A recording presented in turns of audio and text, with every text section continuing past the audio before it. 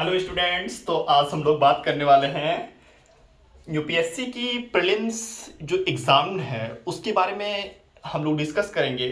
और सबसे पहला टॉपिक हम लोगों का रहेगा इकोनॉमिक्स। इकोनॉमिक्स में हम लोग बात करेंगे कि पीटी के पॉइंट ऑफ व्यू से कैसे प्रिपेयर करना है, इंपॉर्टेंट टॉपिक्स क्या है, इंपॉर्टेंट क्या सेक्टर्स हैं जिसमें से हर साल यूपीएससी का डिमांड रहा है और यूपीएससी वहां से हर बार क्वेश्चंस करी है। तो यूपीएससी का पहले सिलेबस समझेंगे, क्योंकि सिलेबस के बिना यूपीएससी पॉसिबल नहीं है। ऐसे होगा कि आप समुद्र में कूद गए और कुछ हाथ नहीं लगा, और फिर बाद में क्या हालात होती है वो आप लोगों को पता होता है। तो सबसे पहले हम लोग बात करेंगे जो यूपीएससी ने मेंशन किया हुआ है सिलेबस, उसमें से कितने क्वेश्चंस आते हैं और आउट ऑफ सिलेबस से कितने क्वेश्चंस आते हैं और आउट ऑफ सिलेबस को कैसे कवर करना है, वो सारे एस्पेक्ट्स के बारे में हम लोग बात करेंगे। तो सबसे पहले हम लोग बात करने वाले हैं कि यूपीएससी का सिलेबस क्या है। तो सबसे पहले यूपीएससी जो सिलेबस मेंशन किया हुआ है वो है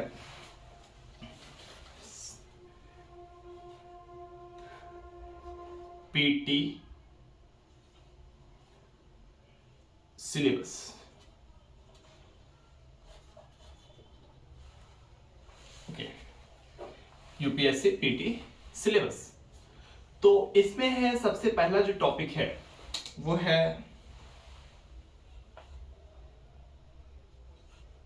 पॉवर्टी। क्या है दोस्तों? Poverty. UPSC syllabus for PT. Okay, तो पहला है पॉवर्टी। हिंदी और इंग्लिश दोनों लेकर के चलेंगे ताकि आपको एग्जाम टाइम पे कोई प्रॉब्लम ना हो। गरीबी। दूसरा है समावेशी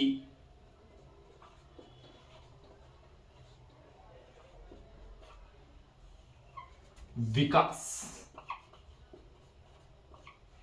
inclusive development.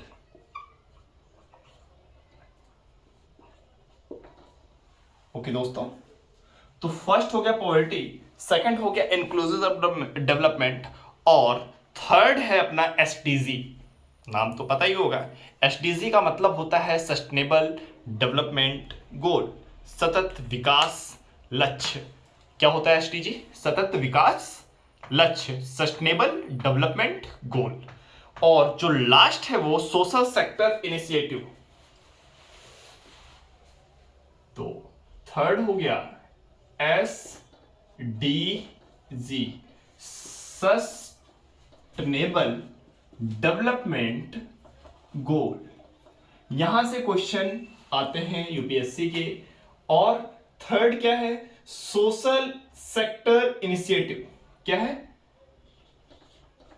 Social sector initiative. इसका मतलब ये हुआ सामाजिक सामाजिक क्षेत्र से जुड़े कदम। सामाजिक क्षेत्र से जुड़े कदम, सामाजिक क्षेत्र से जुड़े कदम। यहां सोशल, सामाजिक, सेक्टर, क्षेत्र, इनिशिएटिव, जुड़े कदम। और फिफ्थ जो टॉपिक है दोस्तों, ईटीसी, मीन्स की याद। तो दोस्तों इतने टॉपिक से यूपीएससी कैसे क्वेश्चन पूछा है और किस तरह से घुमा घुमा के पूछा है वो मैं बताता हूं। दोस्तों ये जो मेंशन किया हुआ है यहां से, और ये भी आपको पता होना चाहिए कि इकोनॉमी मीन्स की अर्थव्यवस्था से जो चैप्टर पूछा है, चैप्टर से जो क्वेश्चंस आए हैं टॉपिक से, वो अप्रॉक्स ऑन एवरेज जो रहता है 20 का रहता है। मीन्स की कभी 13 भी हो सकता है, 15 भी हो सकता है, 17 भी हो सकता है, और 20 भी, मैक्स टू मैक्स 25 तक भी गया हुआ है। तो हम लोग ये मान के चलते हैं कि ऑन एवरेज जो रहेगा क्वेश्चन 20 रहेगा। इसमें से पर ईयर 5 क्वेश्चंस होते हैं। और ये भी इंक्लूड करेंगे आप, और इसमें से 15 क्वेश्चंस आते हैं। हाँ दोस्तों, आपने सही सुना, मेंशन सिलेबस से 5 क्वेश्चंस और जो आदि चैप्टर है इससे 15 क्वेश्चंस आते हैं। तो आपको पता होना चाहिए ये ज्यादा इंपॉर्टेंट है और ये हमारा जो मेंशन सिलेबस है ये कम इंपॉर्टेंट है, बट इंपॉर्टेंट दोनों का इक्वल ही है, क्योंकि जो बहुमत होता है उसका एक तो मत होता ही होता है दोस्तों, और अल्पमत का भी एक मत है। अल्पमत में है इसका मतलब ये नहीं कि वो बिना मत का ही है, उसका भी कुछ ना कुछ मत की वैल्यू है दोस्तों। तो आधे वाले को ज्यादा हम लोगों को कवर करना है, इसमें अच्छे से नेशनल इनकम हो गया, पब्लिक फाइनेंस हो गया, मनी एंड बैंकिंग हो गया और फाइनेंशियल मार्केट हो गया, ठीक है दोस्तों। और फॉरेन सेक्टर से भी इसमें से क्वेश्चंस आते हैं। तो कौन कौन से टॉपिक हो गए, हम लोग एक और टॉपिक अपना बना लेंगे। इसमें से पहला तो हो जाएगा नेशनल इनकम, इसको हम डिवाइड कर रहे हैं, ये हो जाएगा नेशनल इनकम। क्या हो जाएगा? National income.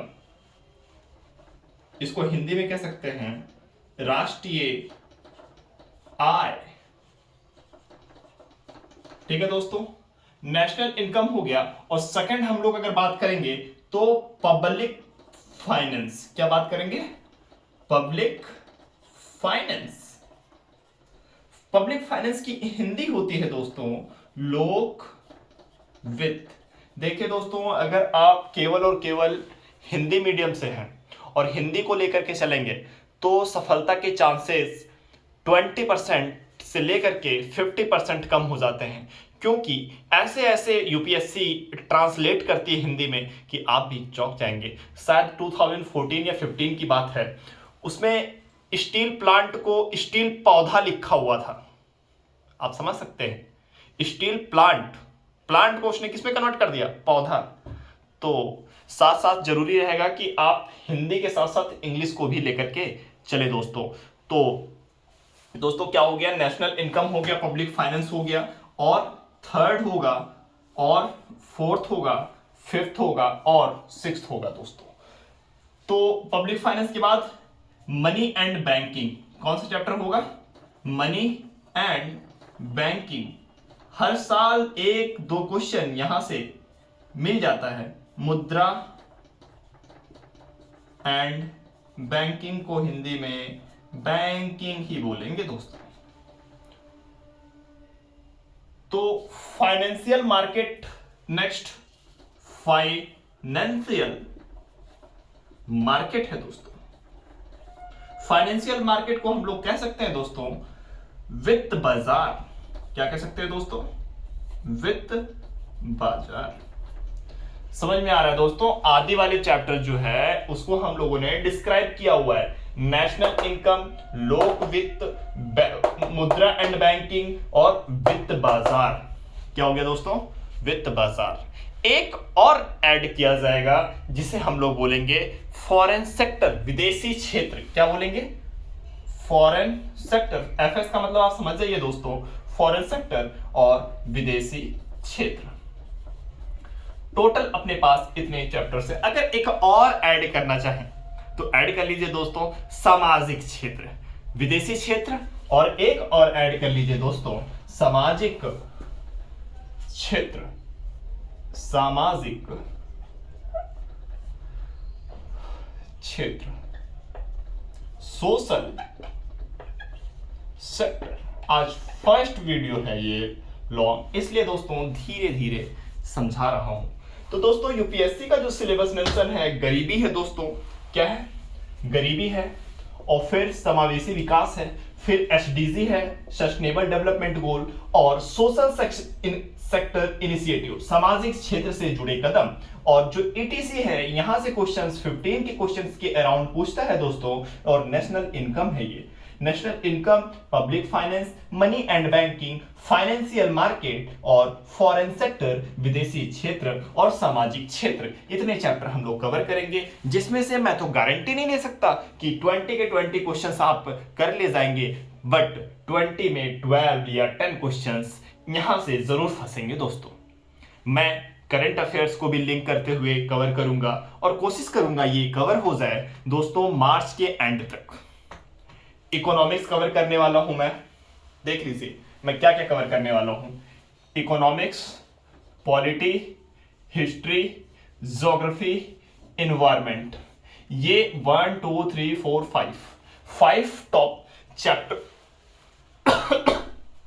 5 सेगमेंट्स हम लोग कवर करेंगे। और बचा साइंस एंड टेक्स, और दोस्तों क्या बच रहा है, और साइंस एंड टेक, और हम लोग समझ सकते हैं कि इंटरनेशनल रिलेशंस, ये चैप्टर्स हैं जो बच रहे हैं। इसको हम लोग अगर टाइम बचता है मार्च के बाद तो अप्रैल के एंड तक क्या हम लोग पढ़ लेंगे, साइंस एंड टेक और इंटरनेशनल रिलेशंस। तो ये हम लोग का टारगेट रहेगा। और 26 ऑफ मई को हम लोगों का एग्जाम है और वहां पे मिल करके फोड़ेंगे इस एग्जाम को और पीटी निकाल के देन हम लोग मूव ऑन करेंगे किस पे, मेंस पे। थैंक यू दोस्तों। तो आपको समझ में आया होगा हम लोगों को। फिर से मैं रिकॉल करा दे रहा हूं कि वीडियो को दोबारा देखने की जरूरत नहीं है। अगर आप नोट्स बना रहे हैं दैट्स गुड, नोट्स नहीं बना रहे हैं तो माइंड में हमेशा के लिए क्लिक हो और हमेशा ये स्टोर करिए माइंड में कि ये सब चीजें जो है आपके माइंड में रहेगा, एक दूसरे से लिंकअप हैं। अगर आप इसको इग्नोर करेंगे और ऐसे जंप कर जाएंगे सिलेबस पे और